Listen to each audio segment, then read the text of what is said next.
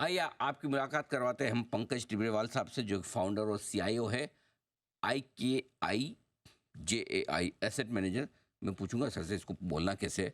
18 साल से ज़्यादा का अनुभव है सर का फंड मैनेजमेंट का, और कोटक म्यूचुअल फंड में आप लंबे समय तक काम कर चुके हैं सीनियर वाइस प्रेसिडेंट के तौर पर। कई बार आपने इंटरव्यू सर का सुना ही है।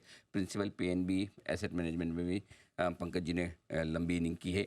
आपने मास्टर ऑफ फाइनेंस की डिग्री हासिल की है यूनिवर्सिटी ऑफ मैनचेस्टर ब्रिटेन से, और बैचलर ऑफ कॉमर्स की डिग्री आपने हासिल की सेंट जेवियर्स कॉलेज कोलकाता से।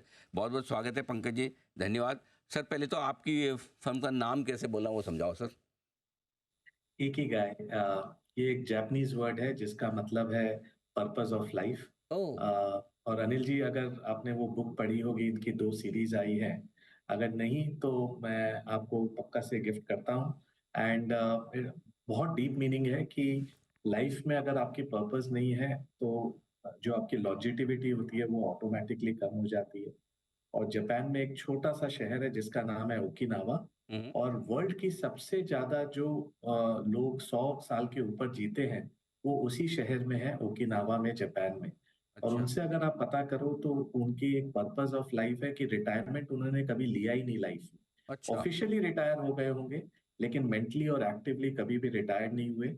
और उन्होंने अपने आप को बिजी रखा और अच्छे से खान पान पर अपना ध्यान रखा और अपनी पर्पस ऑफ लाइफ को नियंत्रण रखे उन्होंने।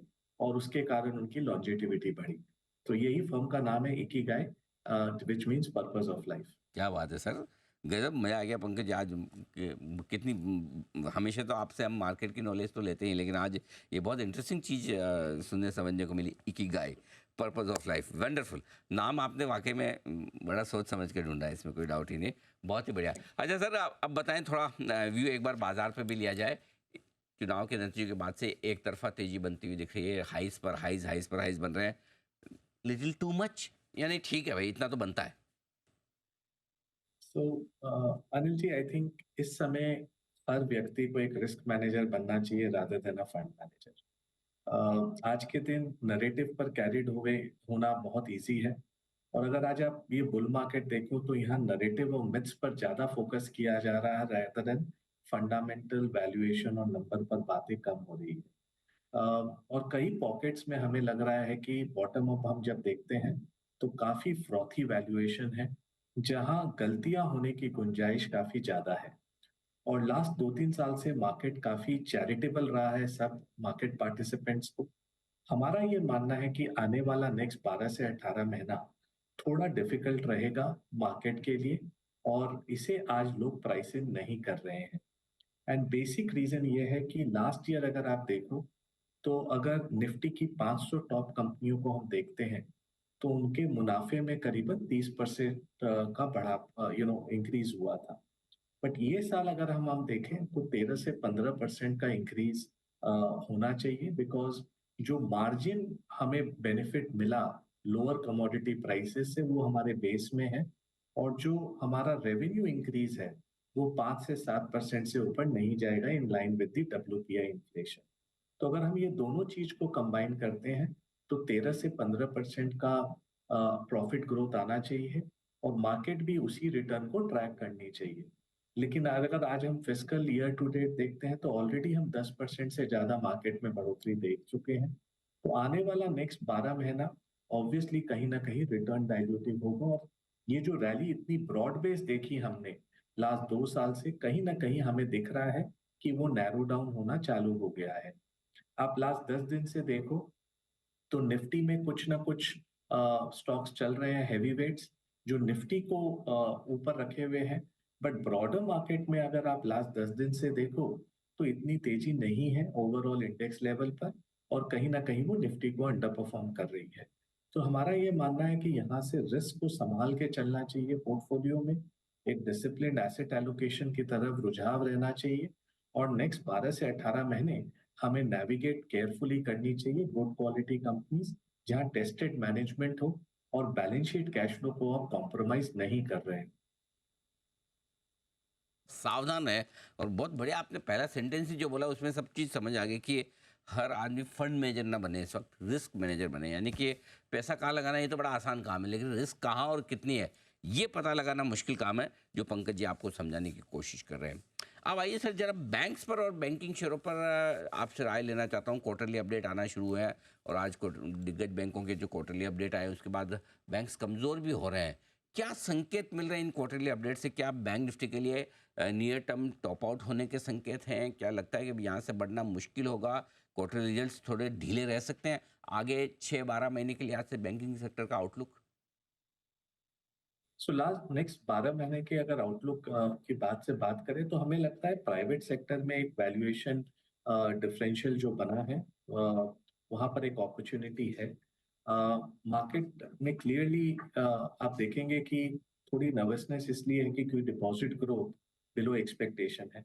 बट वो एक्सपेक्टेड था बिकॉज जो डिपॉजिट का माहौल है आज के दिन कासा का, करंट अकाउंट सेविंग अकाउंट, वो काफी अभी नरम है। सो आने वाले समय में हमें लगता है कि ये ऑलरेडी प्राइस्ड इन है। वैल्यूएशन अपने आप में रीजनेबल है प्राइवेट सेक्टर बैंक्स के, और इनकी फ्रेंचाइज ऑलरेडी बहुत स्ट्रांग है। सो हमें लगता है कि जो भी करेक्शन होगा वहाँ बैंकिंग स्पेशली प्राइवेट सेक्टर में अपना रुझान पॉजिटिव रखना चाहिए। और हमारा भी यही अभी जब हम अपने न्यू फंड्स को डिप्लॉय कर रहे हैं, हमारा प्राइवेट सेक्टर की तरफ बोथ लेंडिंग और नॉन लेंडिंग की तरफ हमारा रुझान पॉजिटिव है। ओके, तो चलिए, बैंकिंग सेक्टर पर रुझान पॉजिटिव, लेकिन ग्रोथ की थोड़ी सी उम्मीद आपको अब कम कर लेनी चाहिए। कुछ डिफेंसिव सेक्टर्स जो बढ़िया एक्शन में दिख रहे हैं, आईटी, फार्मा, एफएमसीजी, कहाँ आपको अच्छे मौके दिखते हैं? सो अनिल जी, हमें लगता है कि कंजम्पशन पर एक रिवाइवल वापस दिख रहा है। और अगर हम जो बॉटम ऑफ द पिरामिड वाले जो कंजम्पशन नेम्स हैं, चाहे वो फुटवेयर में हो, वैल्यू रिटेलिंग में हो या ड्यूरेबल्स में हो, वहां पर लास्ट 3-4 साल से आपने देखा ग्रोथ का काफी प्रॉब्लम रहा है। बट जो इनिशियल फीडबैक आ रही है ग्राउंड लेवल से, हो सकता है वो सीजनल भी हो। Companies are not very confident कि सस्टेन होगा कि नहीं। बट एक इंक्रीमेंटल चेंज दिख रहा है कि वो डिक्लाइन अरेस्ट हो गया है, एंड कई पॉकेट्स में आपको ग्रोथ दिखने लगा है।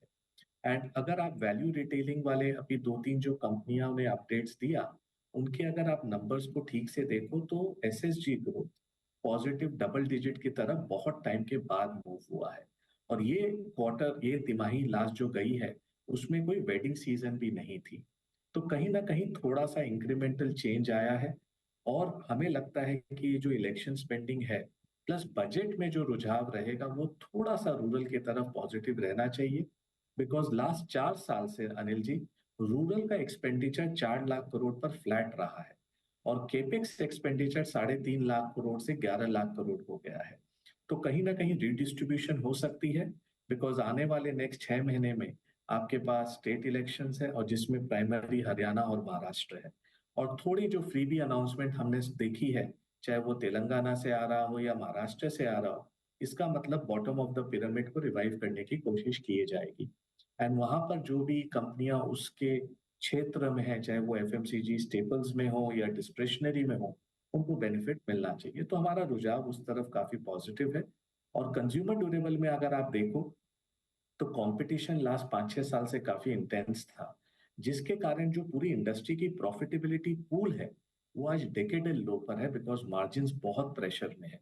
और नए प्लेयर्स अब नहीं आ रहे हैं, और सीजन काफी अच्छा निकला है, उसके कारण हमें लगता है कंज्यूमर ड्यूरेबल में भी एक अपटिक अपने को दिख सकता है नेक्स्ट 12 महीने के अंदर। एंड रीजनेबल कंपनीज हैं, फ्रेंचाइज हैं, बैलेंस शीट स्ट्रांग है, कैश फ्लो स्ट्रांग है। और अगर हम B2G कंपनीज को अगर हम 80-100 की पी दे सकते हैं, तो ये सब सारे B2C कंपनीज है, बिजनेस टू कंज्यूमर कंपनीज है। तो यहाँ पर वैल्यूएशन आज भी रीजनेबल है, looking at the cash flow and balance sheet. तो वहां भी रुझाव पॉजिटिव रहेगा। बिल्कुल। सेकेंड है फार्मा। हमें लगता है फार्मा में आज भी वैल्यूएशन रीजनेबल है, और यूएस जेनरिक पर हमारा रुझाव पॉजिटिव है। जो हमने 5-6 साल का पेन देखा था फार्मा में यूएस के कारण, वहां पर प्राइस इरोजन काफी कम हो गया है, और मार्जिन्स एक्सपैंड करने लगे हैं कंपनीज की। तो आने वाले नेक्स्ट 12 महीने से 18 महीने में फार्मा सेक्टर एक रीजनेबली पॉइज सेक्टर लगता है, जहां हमें लगता है अपॉर्चुनिटी है। थर्ड है आईटी। हमें लगता है कि आईटी मतलब सिंगल डिजिट ग्रोथ से ऊपर नहीं जाएंगे अच्छी से बड़ी कंपनी भी, क्योंकि वेस्ट में यूएस में जो क्लाइंट्स हैं उनका एक्सपेंडिचर अभी भी नहीं बढ़ रहा है। वो कंफ्यूज्ड हैं कि हम एआई में स्पेंड करें कि हम नॉर्मल जो पुराने एप्लीकेशन डेवलपमेंट मेंटेनेंस जिसको हम एडीएम बोलते हैं वहां स्पेंड करें, तो क्लाइंट्स के कंफ्यूजन के कारण जो हमारी आईटी कंपनियां हैं उन्हें थोड़ा सा प्रॉब्लम फेस करना पड़ रहा है।